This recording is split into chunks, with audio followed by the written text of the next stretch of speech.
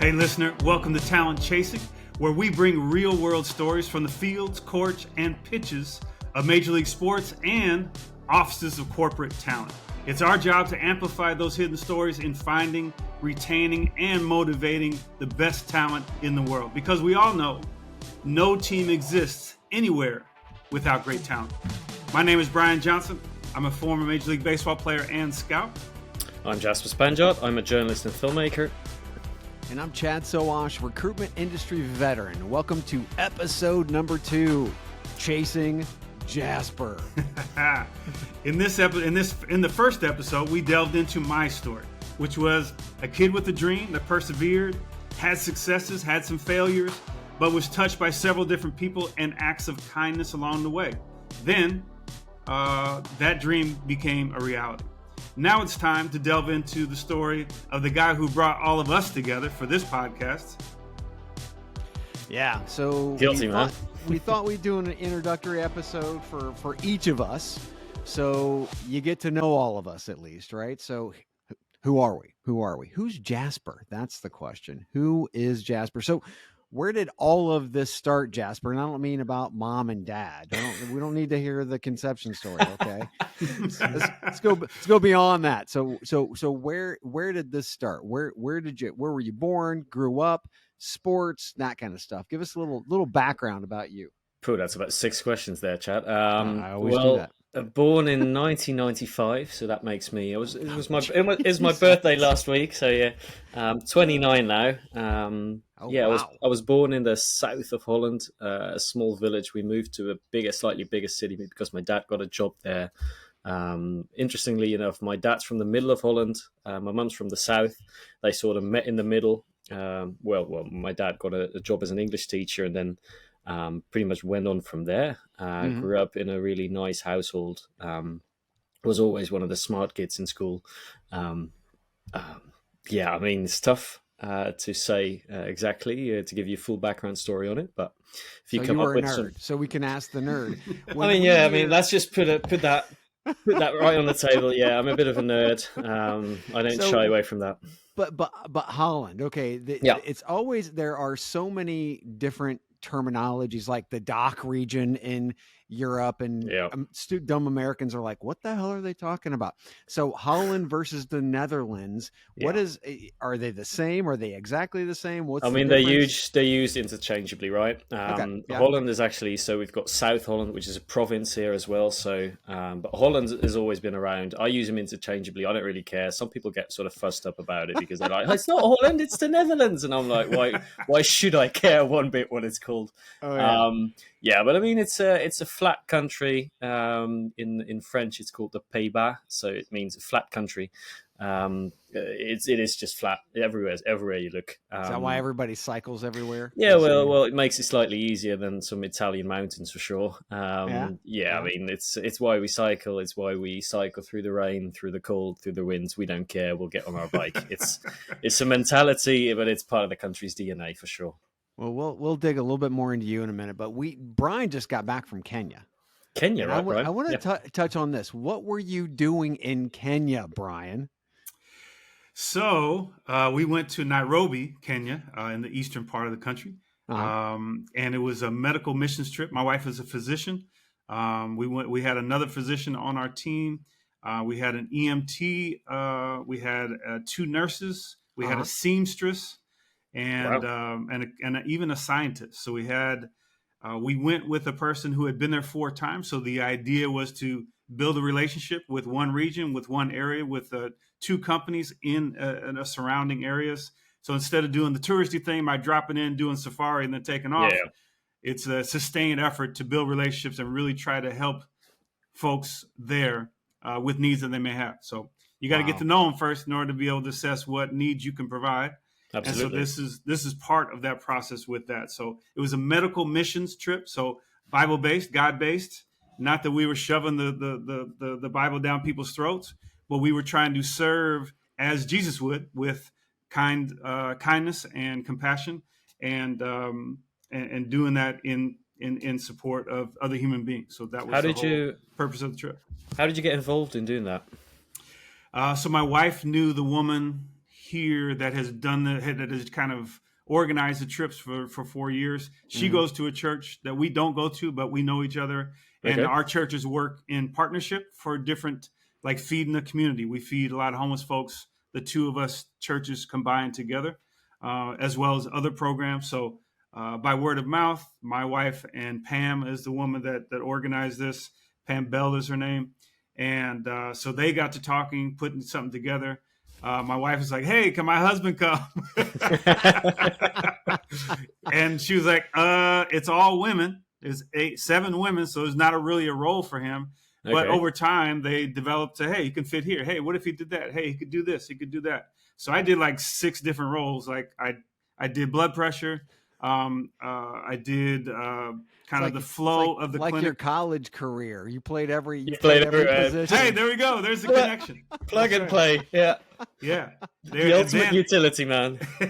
That's right. Master of none and decent at one or two. Yeah.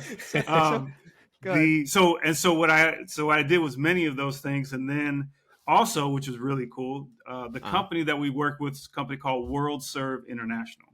Their whole focus is on getting water for folks throughout the whole country of Africa. Okay. So they got these 4 big giant trucks with equipment, a big giant drill. And so they drill hundreds of meters into the ground, sometimes hundreds, sometimes less, in order to find water in remote places way out in the boonies, way out in the bush. And so I got to I got to shadow and learn from this group of 5 guys on the team. Delta 2 was the team that I was on. And so we were in a remote area way out in the boonies over by Tanzania, which was south of where we were. Yeah. And so it took us a couple of days, but we found water. And the company, World Serve International, they work on geological reports from a U.S. company that shows them how the earth is formed there, where the water is, where they got to dig, how they got to do to get there. Just a fascinating process. Yeah. And so they hit water while I was there. They've done 100 different wells in 3 years. They've had 10 failures in 100 wells. So that's pretty good ratio. Yeah. And so the one that they got there was right in the middle of the Maasai tribe is kind of their area. And they were very grateful and very courteous people, and just an amazing experience altogether to really see water, which provides life for folks, to see that happen. And that one well could serve up to 20 or 30,000 people. Wow. Yeah. While Brian's trying to save the world, right? I'm in Vegas for a week, and then I go to Amsterdam. Yeah. What did you do, Chad? Yeah. We don't have to go through what I did. Okay. I was in Vegas and in Amsterdam. We did have dinner though, Jasper. So it was very nice. It was good to meet Renee, who actually, if you're looking at talent chasing on any of the platforms out there, the awesome cover art was done by Renee. So yeah, give her full credit. Yeah. Had you all met before? Not Renee. Met Jasper and I met about a year and a half or so ago. Yep, something like that. Face to face in Belgium. Yep. Okay. Very good. One of those things. Well, I see. I was kind of left out of that meeting, so I won't take it personally. You're in Kenya saving the world. I'll wait patiently for my invitation for the next one. Yeah, I didn't have the heart to ask you to leave saving the world to go to Vegas and then go to Amsterdam. I didn't have it. Come and have dinner with us, Brian. Yeah, forget about Africa. Yeah, I'm so much above you all. I'll look down my nose on you and say, oh. Yes. Well, that being said, let's get back to Jasper. So grew up. We kind of have an idea of what Holland is now. Nobody cares. Yeah. I care, and I care that the French took time out to make sure everybody knew that it was flat. Yeah, it's true. Yeah, it's just the French people, right? Always thinking they're better than us. Yeah, right. I mean, who takes time to think of that and to nickname something that way? Only the French. Only the French. Right. So keep at it. You born, raised. Yep. What? High school. I mean, when you got into sports, you were fairly early. Yeah, right? When you got true. into sports. Yeah, I mean, I must have been like, my parents usually make the joke I was sort of born with a ball at my feet. Well, literally, because that's one of the first presents I ever got from my grandparents. So I got a ball. So they decided I was going to be a footballer. So, but I just loved football at a very early age. I absolutely adored it. Like I could just spend, if you just gave me a ball and you gave me a grass pitch to play on, I would be satisfied for the rest of the day. Like I would try to mimic what I saw, like growing up. Like I loved our holidays to England. So my dad was actually an English teacher. So that meant we'd go to England about 4 or 5 times a year. So every holiday, every opportunity we had, like they would ask us, like, where do you want to go? And we were always answer the same thing: we want to go to England. And we went camping there usually, which meant like big fields. So again, give me a big field, give me a ball, and I'll be happy. So that was usually the case. As soon as we got to a place in the UK, my mum and dad would set up the tent, and I was just like, "Oh, there's a football there. You just run off and play your football." So, that's the lucky memories I have of my childhood, just running around on all these different fields around Europe, just playing football. I still love the game today. I stopped playing about 15, 16. But I played organized sports football for a very long time. I think I started around 5 or 6 years old and played for about 10 years. So, I still love the game today. Unfortunately, don't play anymore. But yeah, football is a Favorite team? So I'm sorry, go ahead. Yeah, favorite team. I loved English football growing up. So Newcastle United was my biggest team. But like people can't imagine that now. Like the youth, they can just turn on a TV on their laptop and they can watch a game. Like the first years of following my favorite teams, I had to follow like BBC Live updates where you got like it was just text. There was nothing there, and I would stay up late at night if Newcastle won to watch Match of the Day on the BBC. That was my youth. I wasn't able to watch those games live. You had to follow just by the information you were getting. But luckily now I'm able to put on a TV and can watch anytime, anywhere I want. I became quite fond of German football in the past few years. So I always sort of pivot towards Newcastle in the Premier League and FC Heidenheim in the Bundesliga. Those are probably my two favorite teams. Very cool.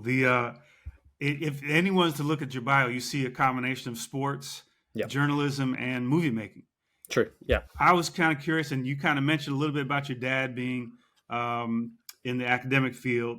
Where did all those dreams come about? When did you start thinking about being a writer? Was it along the time that you were on the pitch at the same time? Did it come later, before, after? And then even to that, making movies, where did that come into play? Right, so I need to credit my dad again because he was also a photographer. So there were always cameras lying around my house. So every holiday we went to, I got a ball to play football and I got a camera just to run around with, and like the cheapest one, obviously, because I would break it, just to take pictures of everything. So I loved photography at a really early age. Like I've got plenty of pictures that my dad took of me just running around taking photos of something. And storytelling wise, I loved football. I knew I wasn't going to be quite good enough. It was also quite clear to me that I didn't love some of the, I'm quite a competitive person, but some of the competitive aspects of it. I struggled with coaches in my youth that were just, I usually tell the story of a game that we were 3-0 up at halftime, and I'd made one really bad pass, which nearly resulted in a goal for the opposition team. And the coach came in at halftime and just completely blasted me in front of everyone. And I was like, I made 2 assists. I'm having quite a good game. Yeah, okay, sorry, my bad on the bad pass. But and then you get into the whole argument. Well, you can't speak back to your coach, and you can't. Well, and I was always a guy that was going to speak up if I saw some type of injustice, and I would also speak up for like teammates that got the same treatment. But I got to a certain point where I got really fed up with that. But as far as storytelling, like, I've always been fascinated by stories, just character development in all types of genres. Sports has become sort of my second nature. So I feel like sports is just such a great platform to tell stories because the highs and the lows are measured like nowhere else, right? You can, it's like nowhere else in the world. So I mean, I love stories and I love sports. So the two sort of naturally came together when I was, looking for what on earth what it was on earth that I wanted to do for a living. So, but I went into a sort of business degree to start with, and funnily enough, my mum knew it was the wrong degree for me, but she let me make my mistake anyway, which I'm grateful for in the end, because I feel like as a kid, like you can try and prevent your kids from making mistakes. But I'm really fortunate in the sense that I have parents who supported me fully in whatever I decided I wanted to do. So when I decided I wanted to do that on the end of a sort of there's a series called The Apprentice. In the UK, I don't like the US version so much. Wonder why? But in the UK, so I just binged that for an entire summer, and I came to the conclusion, well, I want to be an entrepreneur. I want to start a business myself. Turns out I didn't quite want to do that. I do feel like I'm a bit of an entrepreneur now, but it's crazy. It's a lot of work. So made that mistake first, then sold computers for about a year because I was 18, 19 and needed something to do. And then I came back to what I probably was going to do anyway, study journalism. I feel like that was always going to probably be where I ended up. I just took a slightly different route to get there. My brother had also studied journalism. He'd worked in motoring journalism for a few years. So I had a great example there. I knew what the job was. And that was a study I felt far more familiar with and far more comfortable with. Just one sibling? Just you and your brother? Yeah, no, my sister also. So I'm the youngest of three. Older brother, older sister. So plenty of people to look up to. Yeah, awesome. Well, that being said, mentoring wise, sounds like Dad, Pop was like he was a good mentor, at least a good guide. What coaches or mentors actually got you to where you are today, at almost 30? Almost 30, yeah. I've never been one to care much about age, though. I think it's just a social construct. No, it's actually time. Time just passing. Yeah, nothing you can do about it too. It's just going to happen. One day I'm going to be 30, and that's going to be fine too. Yeah, it's rough out there. Takes one. Yeah, no, but I feel like a lot of that credit has to go to my parents. Like I live close to them right now. And that's a conscious choice as well. I was just there earlier for a cup of tea because they've always been like I just have such British. I've just such a great relationship with them. And they've sort of trusted me to make all the right decisions, and they've supported me, and they'll back me in whatever way they can. Obviously, because I'm the youngest of three, my sister will say, "Well, you're getting a bit of nicer treatment because they've had to go through more stuff than me." But yeah. As far as mentor wise, I mean, I have to credit my parents and also just my brother and sister who have always been there for me. And coincidentally, funnily enough, I've ended up working together with them as well in the past few years, just as they needed someone either who could do a video, who could write a story about something, who could do some photos. Like I've always been trying to pride myself on doing as many jobs as possible. So I just have to credit my family for that. Nice to have 4 mentors in the household. Yeah, but it's good to hear that brother and sister are beating you up a little bit to keep you honest. You have to stay even keeled, like in life. I've always been not too high, not too low. I feel like that mentality really suits me. But it's nice to have people that can keep you grounded for sure. Yeah. Well, let's get into your documentary making. You've made 2, The Unknown Torres and Gate Money.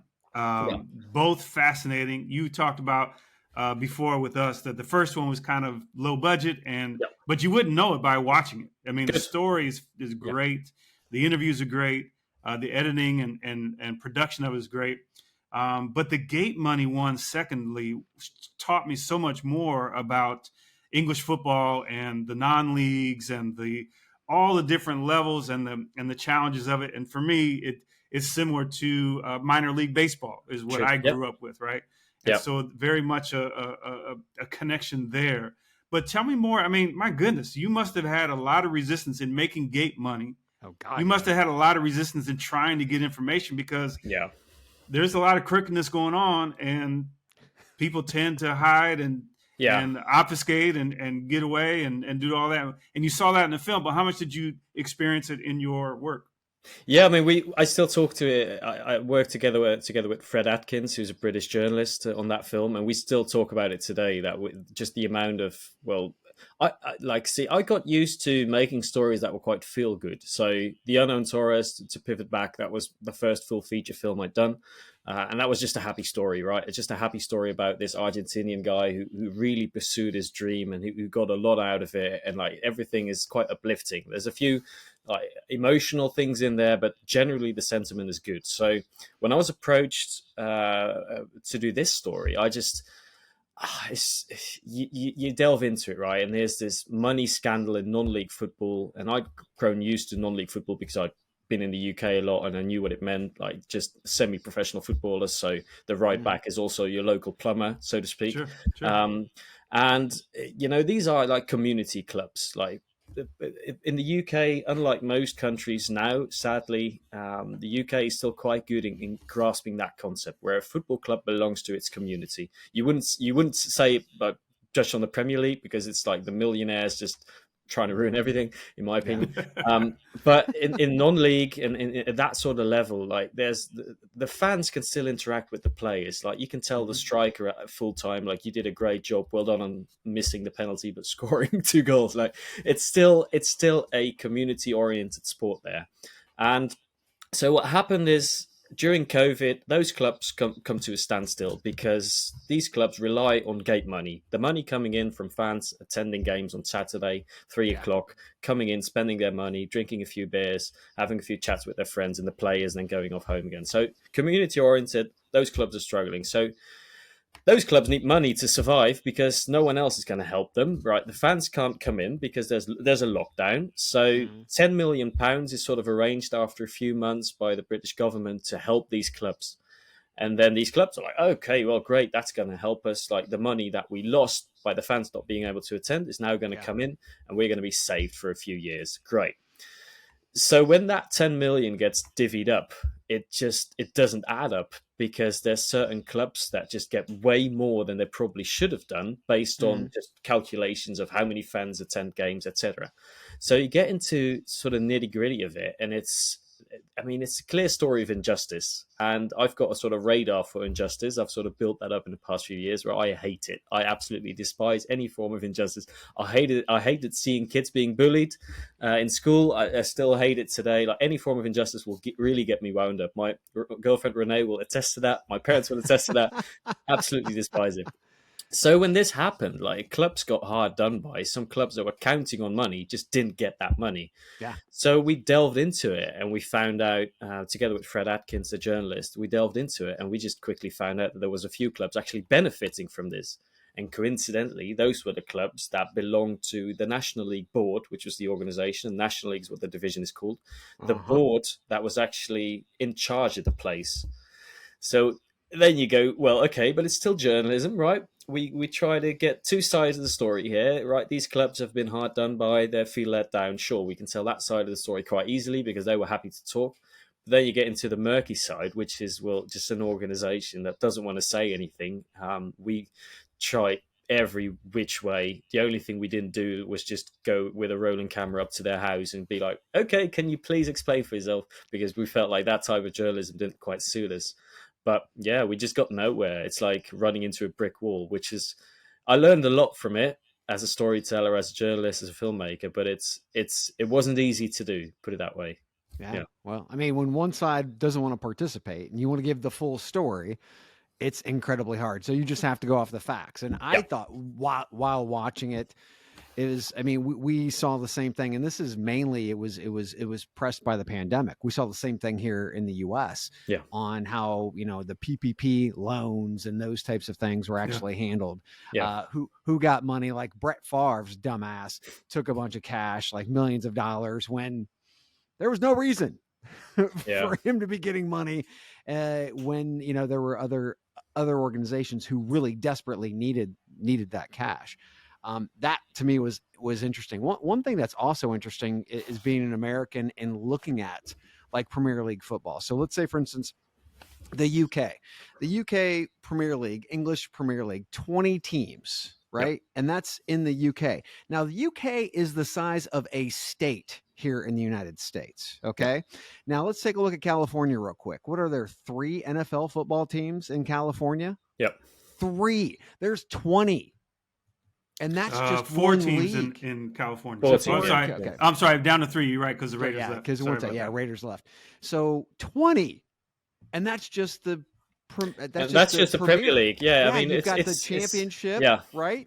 And then you've got the ones underneath that. Yeah. So Wrexham taught us all of that, Jasper. True. Yeah. Well, Wrexham actually gave us. We were worried about that to start with, because when we were doing this story, Welcome to Wrexham came out, and we were like, well, that's surely going to sort of ruin our story, because maybe they're going to draw parallels, because Wrexham was actually one of the clubs that was hard done by the original deal. Yeah. So we actually reached out to the original owner of Wrexham at the time, asking for an interview. He wasn't willing to participate. Later, we found out why, because the club was being sold.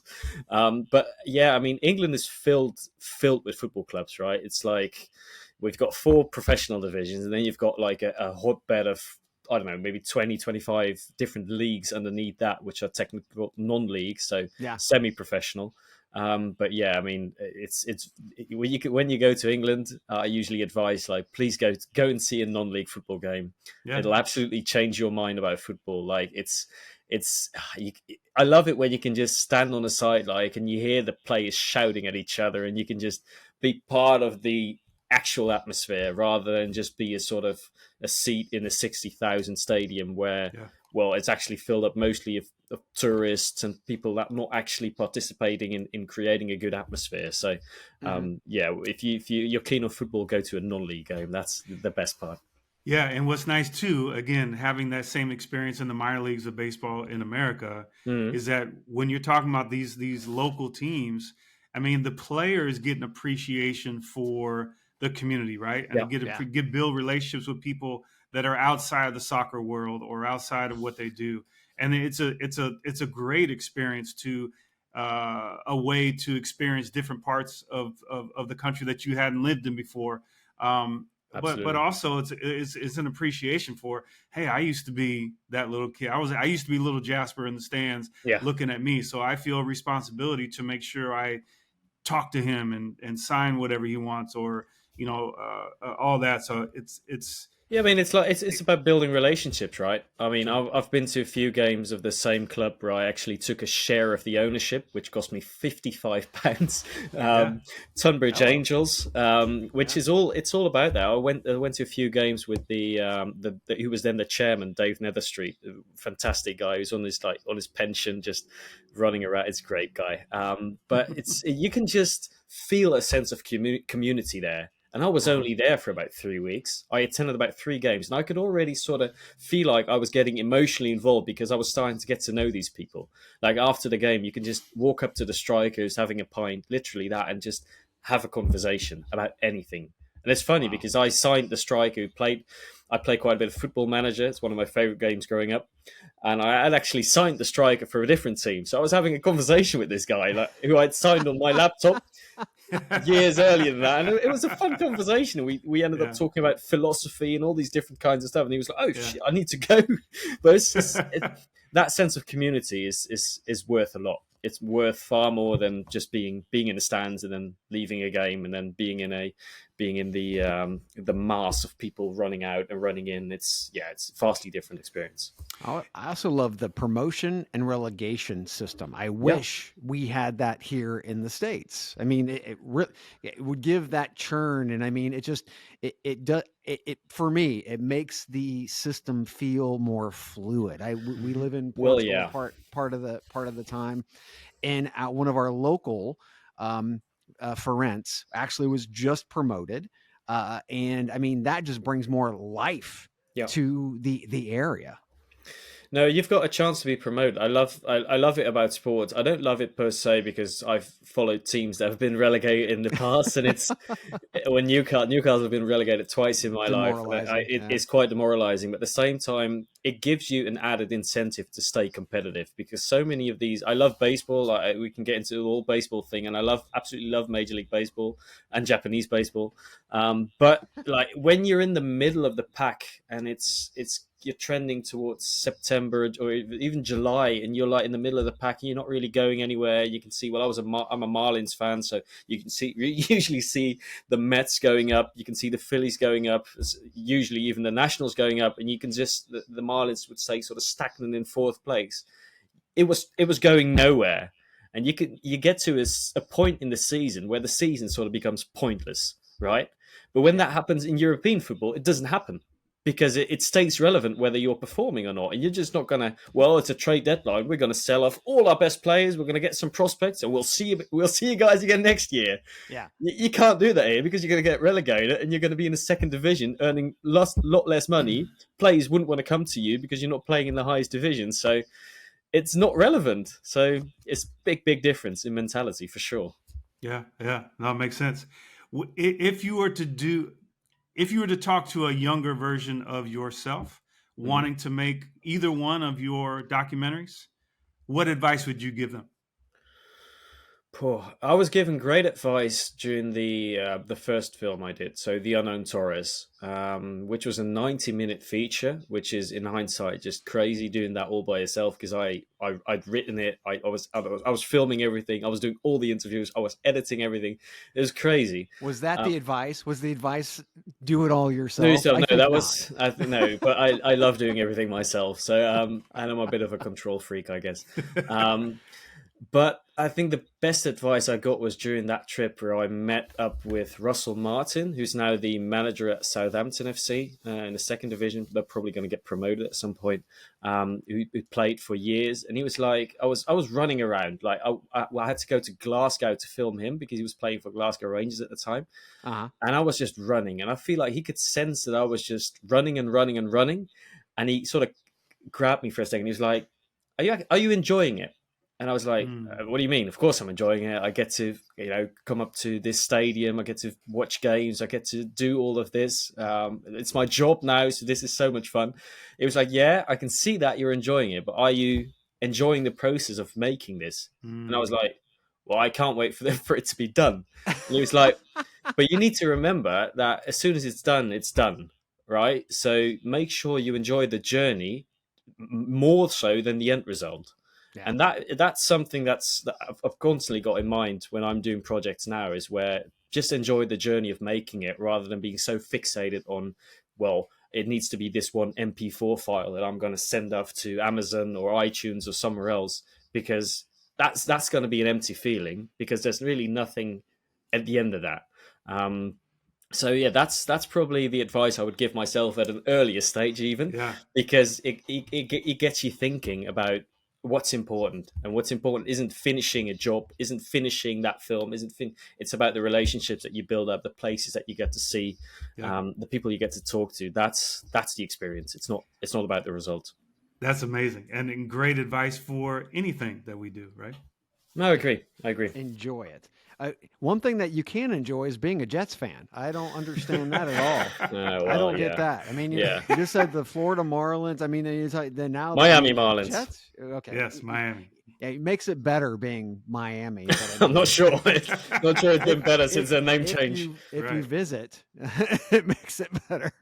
Right. True, yeah. Jets? What? I mean, it's like you're a masochist here. What's going on? Right. Yeah. You can see it as a sort of self-hatred. I mean, no, I love. At least you're in good company. There's so many masochistic Jets fans in and around New York and everywhere else. So you're in good company. I mean, I picked a good team. That's totally fair. And I don't know what it's. I could watch any game, right? Any game. And I had this with my friend the other day. We were watching a game of football. We watched Bundesliga together. We were putting a game on. The game had finished. And he was like, "Okay, put on something else. Just put anything else." We got to an Italian game, Serie A. And Juventus were playing Hellas Verona, and I had no affiliation with any of the teams. But automatically, I will go, let's go Hellas Verona today, because they're they were in 18th place. Juventus are in second place, so I'll automatically support the underdog anywhere I can go. So same happened. I watched ESPN America. I was subscribed to that channel, and I watched a Patriots v Jets game. Patriots are absolutely hammering the Jets. And I was like, the Jets are going to be my team then.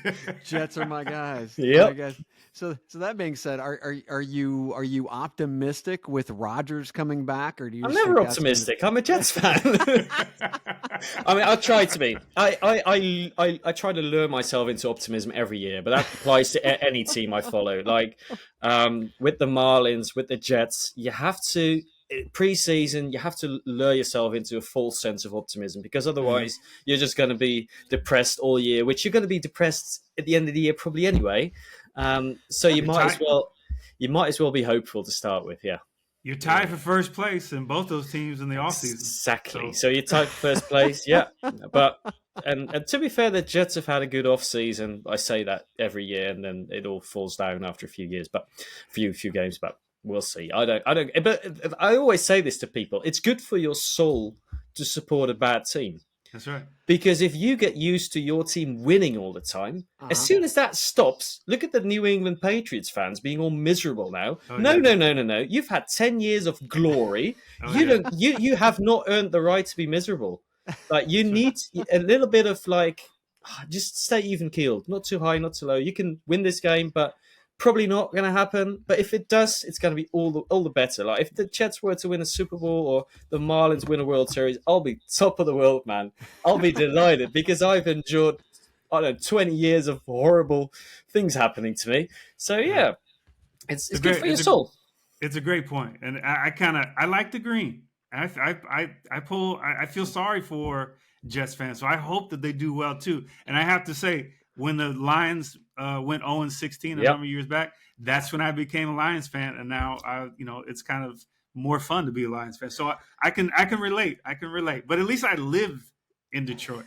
True. You've got an actual reason to. Yeah. You're not actually right around the corner from the Jets stadium, so not quite. I don't know. Yeah. No, but luckily for globalization, you can watch any game, and you can still get riled up. You can watch all the press conferences, and you can watch. Yeah. But I mean, that to me is great about living in this moment, because you can just follow a sport as if it were your local team. Yeah. I got to say though, Brian, that Chad and Cheese podcast, we have a fantasy football league. Oh God, don't bring that up. And we pick, right, people to actually join the league, and then we talk about it on the air every week and so on and so forth. Jasper, for a couple of years, he was like begging, let me on. I am so good at this.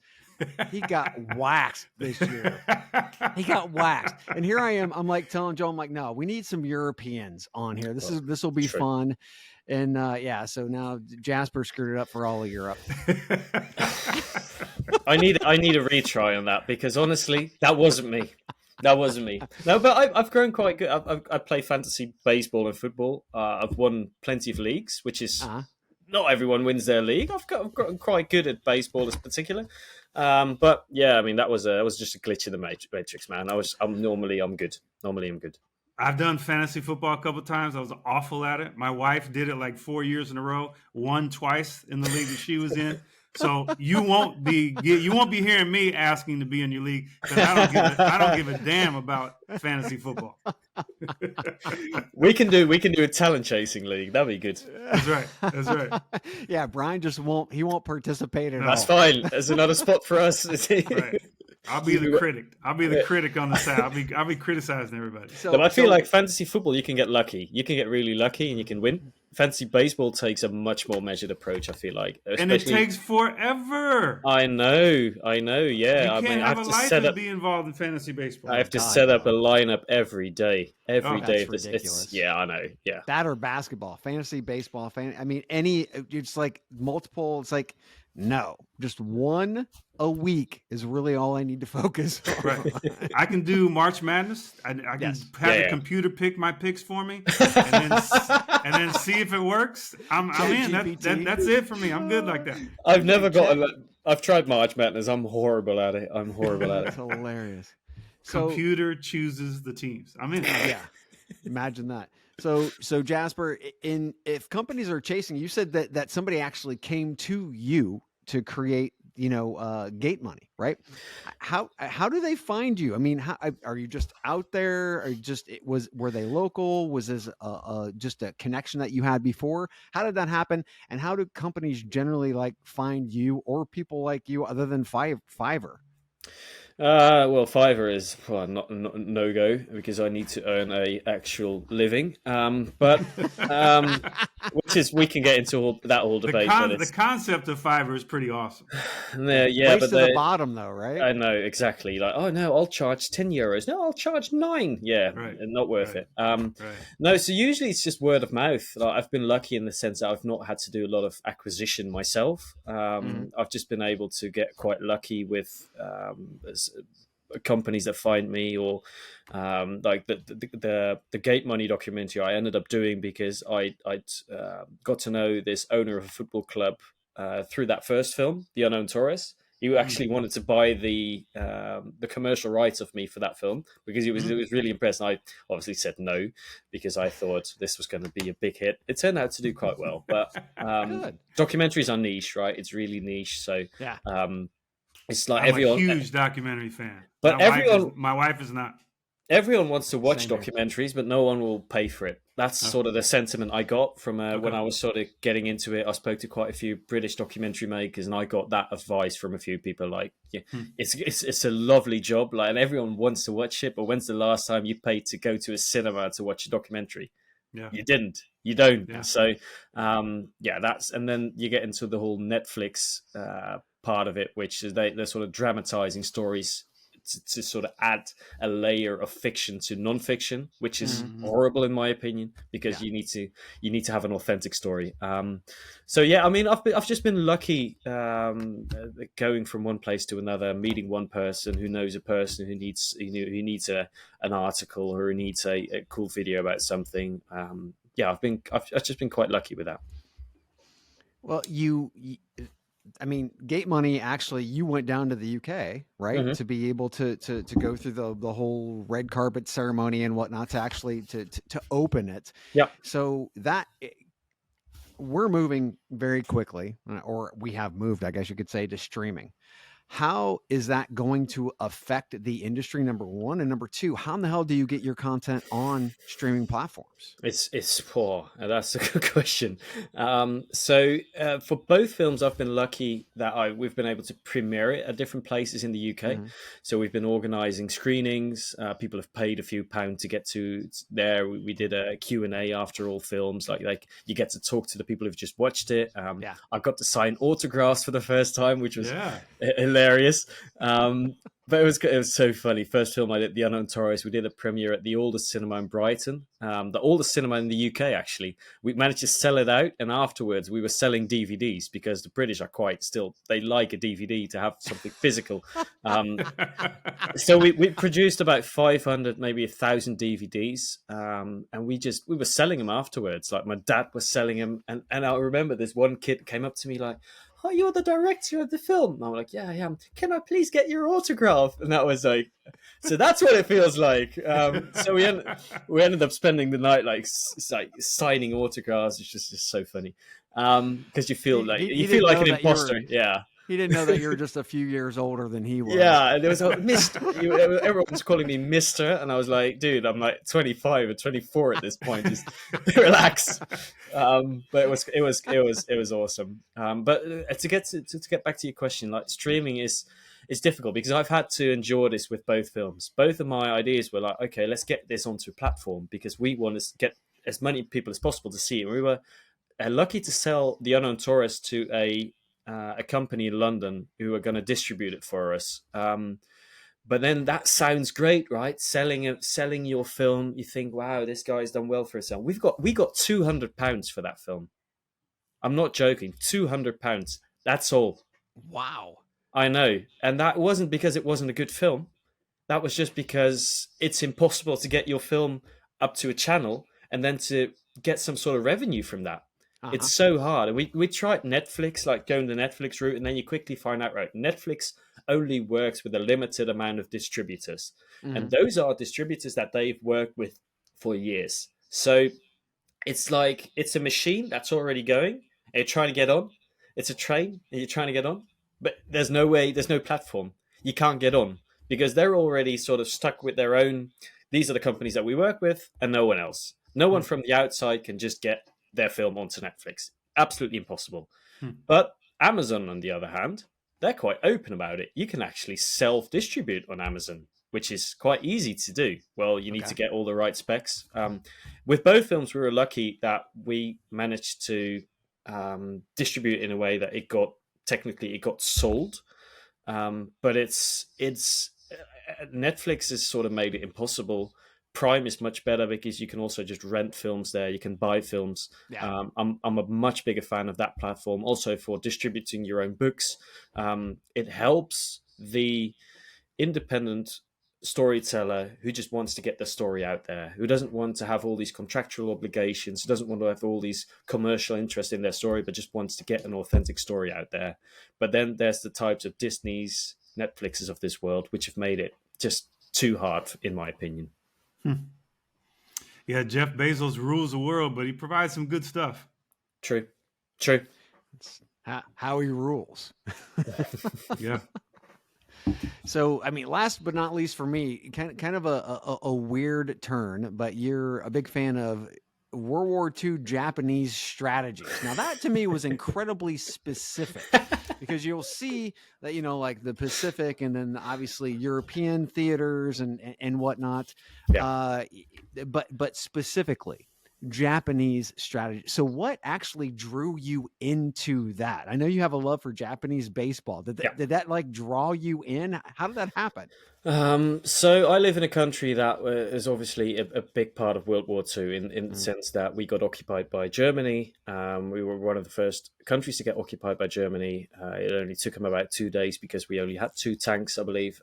So that wasn't too hard, but I grew up on that narrative all the time. Like, I was so familiar with that narrative at that point where I was in like middle school. I guess it's called like 15, 16 years old. And I just sort of got, well, okay, I know this side of the story, but what happened there, right? And it all sort of started with my fascination for Pearl Harbor, that whole incident. And to me, I found it captivating that we were being told one side of the history, which was, well, okay, it's local, so it makes sense to tell that side. But I was amazed because I sort of inquired in my class at the time, like, do you guys know that what happened in Japan and on all those tiny islands was actually also part of World War II? They were like, no, wasn't that like a separate war? And I was like, I was almost, yeah, I know. And I was almost, because you're going to get it completely different. You're accustomed to the other way around, right? Yeah. No, we're accustomed to the two front. I mean, we were in the Pacific and we were in the, True, because you were at both places. Yeah. But for us, it's like almost as if that side of war didn't exist. Wow. And I'd read the book, The Pacific, Ambrose, I believe is the writer, which was fascinating to me. And it was around that age where I read it, and I just delved into that war because I found the intricacies of what happened in the Pacific so much more interesting of what happened here, because Germany occupied Europe in a quite simple fashion. The Brits fought back, France fought back. Obviously, everyone tried to fight back in its own right, but they were no match. What happened in all those tiny islands in the Pacific, completely different story. Especially just the US having to go there and having to fight in this sort of atmosphere and a culture and a climate that they had. Like, Europe can feel familiar to an American soldier, right? When you go into those Pacific Islands and you get into the monsoon season, completely different. Sure. So it sort of started with Pearl Harbor, reading about that, watching every documentary I could find on that, and then just also being amazed by the strategies that the Japanese had opted for, and just the element of surprise in war is the biggest thing, and they just sort of managed to nail it completely with Pearl Harbor, and I just find it fascinating. So I spent the entire summer just reading about Japanese war strategies at that point.